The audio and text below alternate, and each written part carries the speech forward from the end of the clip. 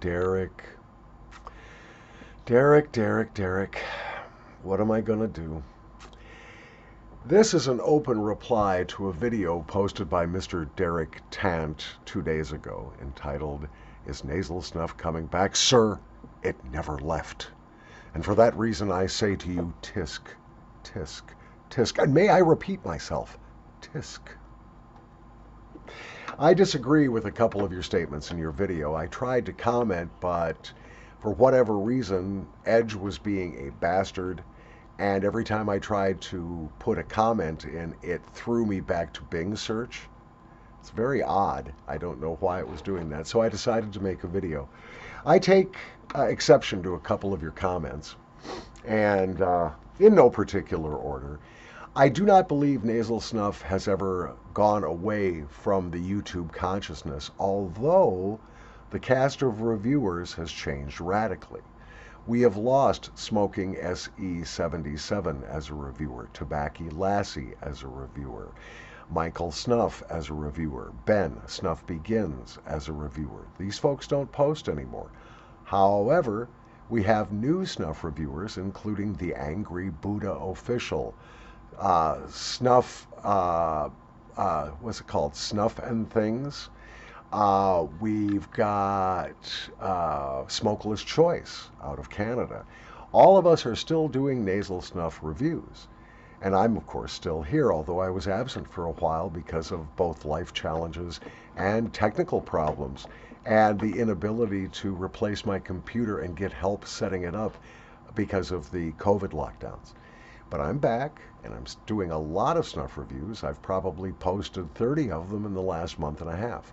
So we're still out here, but the cast of players has changed, as it has in the pipe smoking community.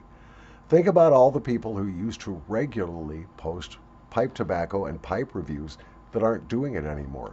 I've seen nothing new from Sue Dunhill forever. Of course, Match has passed away, God rest him. I see, there are other regular players that just don't do reviews as much as they used to, if at all. So even in the pipe community, it has changed. But that doesn't mean that either pipe smoking or nasal snuff has left the YouTube sphere. It's still out here. Now, the one comment that I really took umbrage to, because it's just dumb. Derek, it's dumb. You said the best snuffs are made in Europe. That is a matter of taste, my friend. Yeah, Europe has a longer tradition, maybe by 100 years than India, and a couple of 100 years longer than the United States. But nasal snuffs, really great ones, are being made in India. I am now exploring the Janta Naswar range of snuffs. But there's 6 photo, 8 photo, 41 photo, Dalakia, and the aforementioned Janta Naswar. There are also smaller players like Queen and Lion and Sugan Saga that make brilliant nasal snuffs, but it does depend on one's tastes. And in the United States, we may have lost Swisher, but we still have U.S. Smokeless, W.E. Garrett, and Bruton. So there are great American manufacturers of snuff.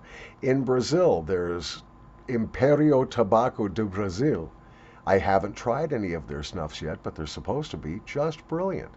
So yes, Germany, England, they make great snuffs. There's no argument. But the best? Let me repeat, tisk, tisk, tisk. I strongly disagree. It just depends on your taste and your mood at the time. There are some times when I really want a Bernard's Schmalzler. There are other times where I really want high dry toast from Freiburg and Trayer, or its analog, Irish number 22, the Double Deuce. I think I'll do some more snuff. Now that my nose is open, I took a little pinch of the Mullins and Westley Particular. It's a little too finely ground for me, but it's a marvelous SP. This is something by Bernard's, I have no idea. Cheers. Yeah, it is a Schmalzler. Where's my handkerchief? There it is. So I just thought I would get on the YouTubes and bust your balls a little bit here, Derek, because I disagreed with a couple of things you said. Yeah, there have been changes. regulatory changes, changes in the players on YouTube, but nasal snuff is here and it's here to stay. And I suspect that as it becomes more and more and more restricted as to the where and when you can use combustible tobacco, I think that you'll see it make an even stronger comeback, especially when they begin to reopen bars, nightclubs, restaurants, as the virus is handled and the pandemic grinds to its inevitable close. Um, I firmly believe that nasal snuff is definitely here to stay. Now, it has been concentrated. There's a bit of a monopoly with Mr. Snuff and the related businesses to Mr. Snuff.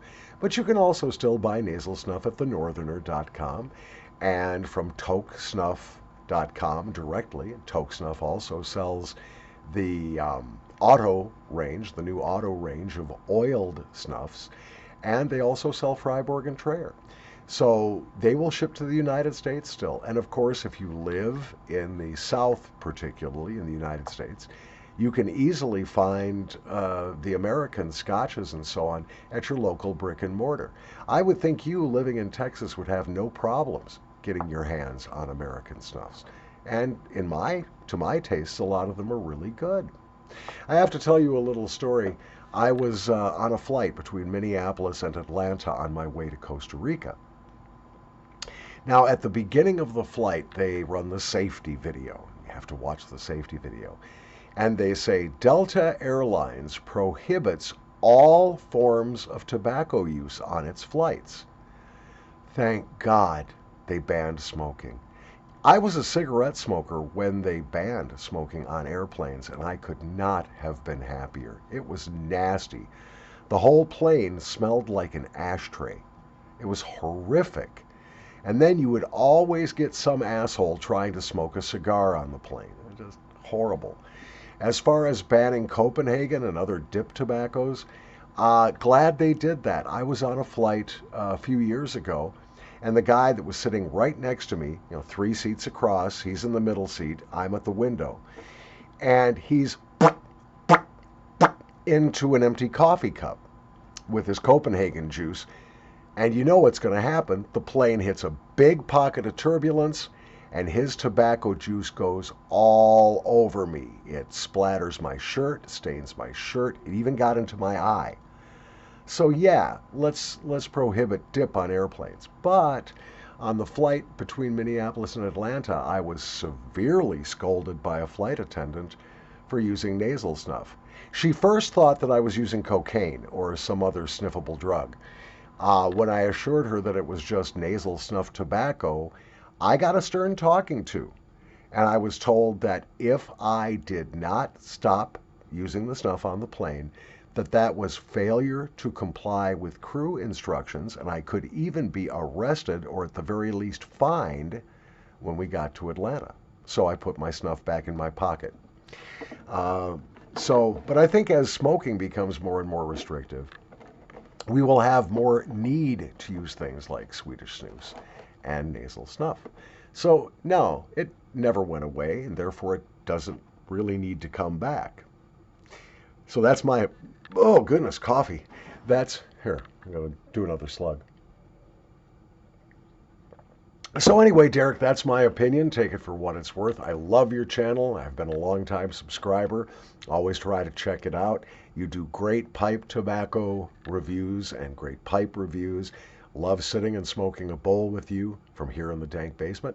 And I look forward to the day, maybe not in the too distant future, when you and I can either smoke a pipe together or do some nasal snuff together once the COVID carnival packs up its tents and leaves town. But Derek, I don't know how to tell you this, man. I'm not going to smell your beard.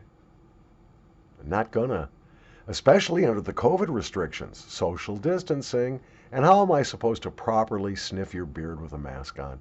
Furthermore, you're such a handsome devil, I might not be able to resist the urge to kiss you. So no, not gonna sniff your beard. Ain't happening. From the dank basement, Paul Schalbetter. Thank you for watching.